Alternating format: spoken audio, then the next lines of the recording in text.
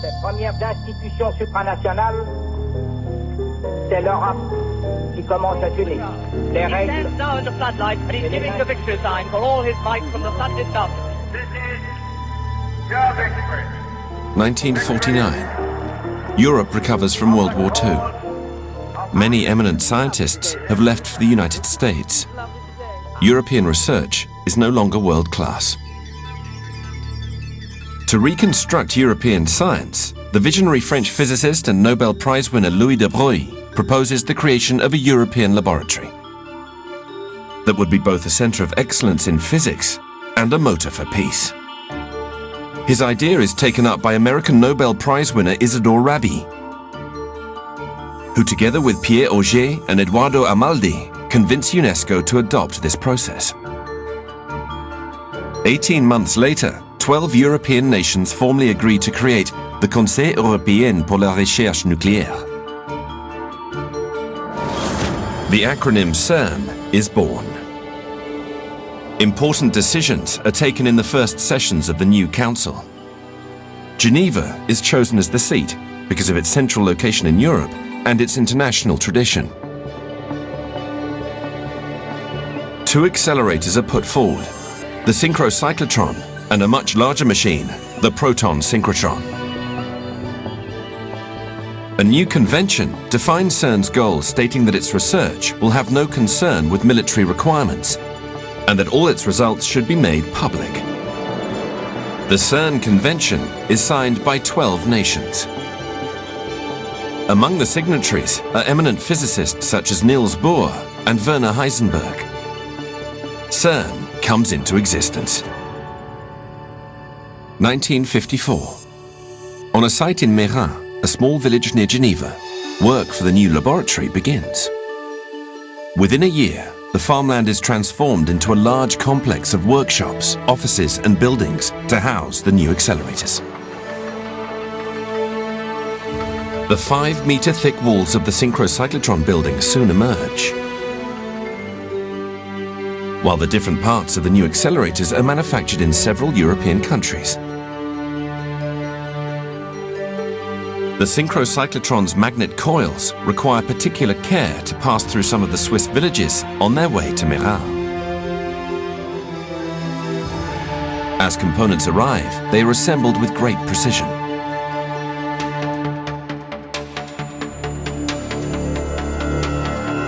Everything starts to take shape.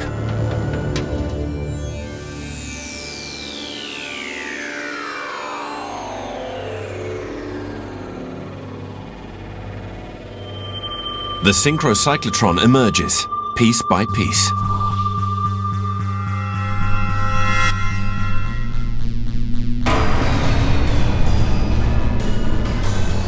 Some 54 elements are put together for the magnet frame. A total of 2,500 tons of steel. Next, the two 7.2-meter diameter magnet coils are installed. With a current of 1,800 amps, they generate a magnetic field of 2 Tesla.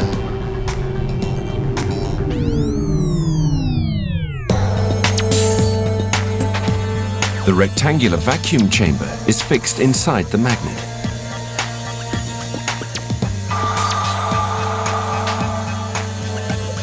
A system of large vacuum pumps is installed to evacuate the 25 cubic meter chamber so that protons can circulate unimpeded.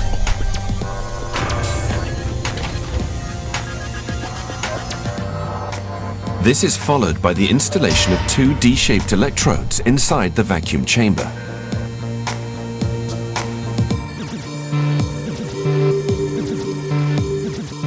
Together with these electrodes, a radio frequency generator creates the electric fields.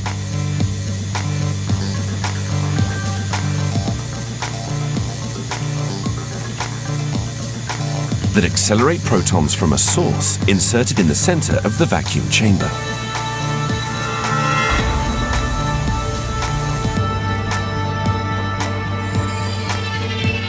In summer 1957, the synchrocyclotron is ready, and CERN's first accelerator comes to life. The purpose of the synchrocyclotron is to produce and study new particles.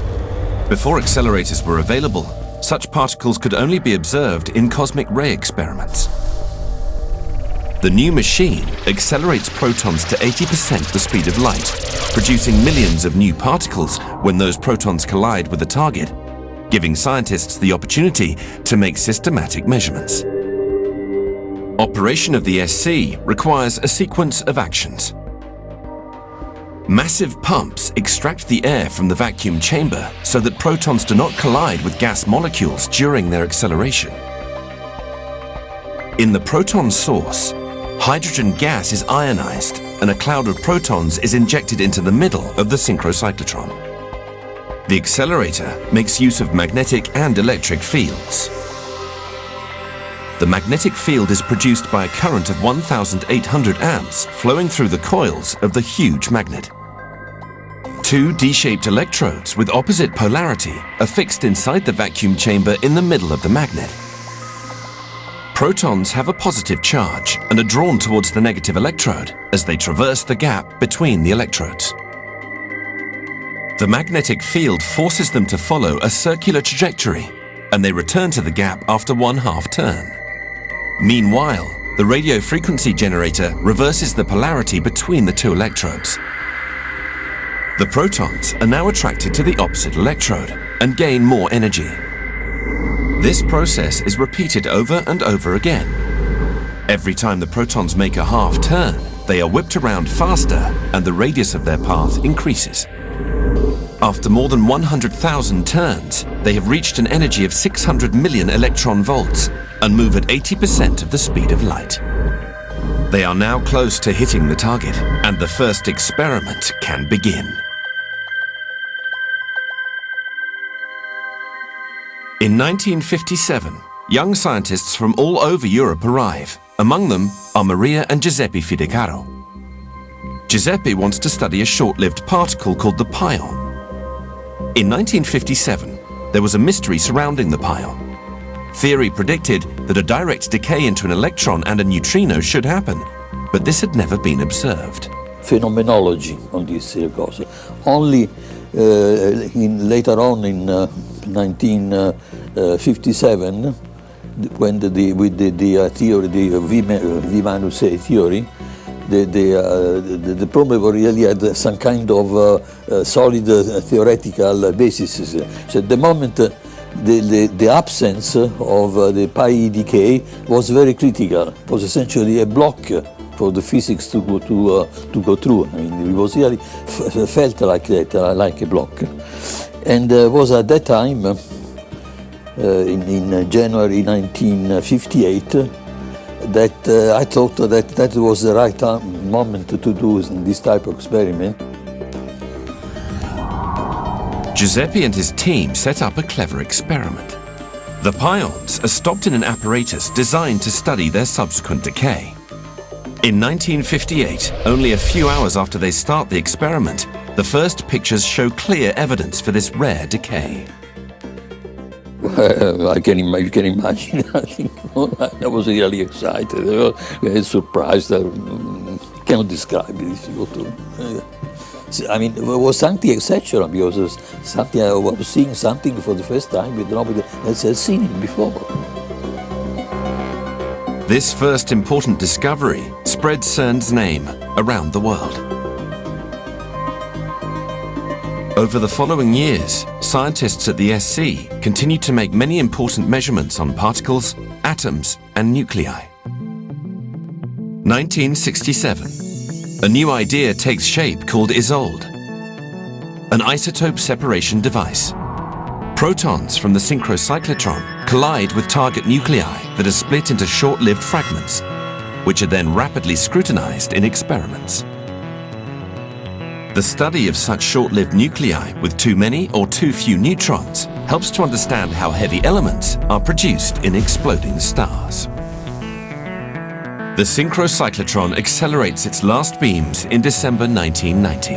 After 33 years of an exceptionally long and successful career, the SC is retired. Well, we felt that the synchrocyclotron had worked very well, much more long, and given what much more result than anybody ever expected, because he renewed in the field of physics, explored in the 33 years.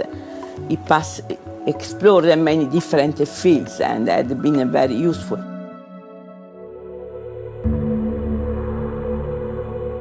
Following the synchrocyclotron's construction, CERN built bigger and bigger accelerators. The proton synchrotron, the intersecting storage rings, the superproton synchrotron, the Large Electron-Positron Collider, and the Large Hadron Collider. Many important achievements were made, some of them being rewarded with the Nobel Prize. The drift chamber, which revolutionized particle detection, the cooling of particle beams, the discovery of the carriers of the weak interaction, and the discovery of the last missing piece of the Standard Model, the Higgs boson. In 1989, Tim Berners-Lee, while working at CERN, created the World Wide Web, which has since changed our world forever. The Large Hadron Collider will continue to run at higher energy and higher intensity, with more than 11,000 scientists from over 100 nationalities, hoping for new insights into the secrets of the universe. I think that the curiosity and the need to do research is inside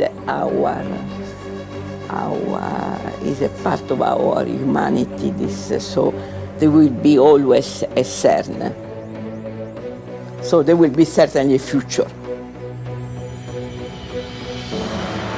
What started once as a vision for European science has grown into a unique model for global scientific and technological collaboration. CERN demonstrates how science can unite nations and contribute to a better world.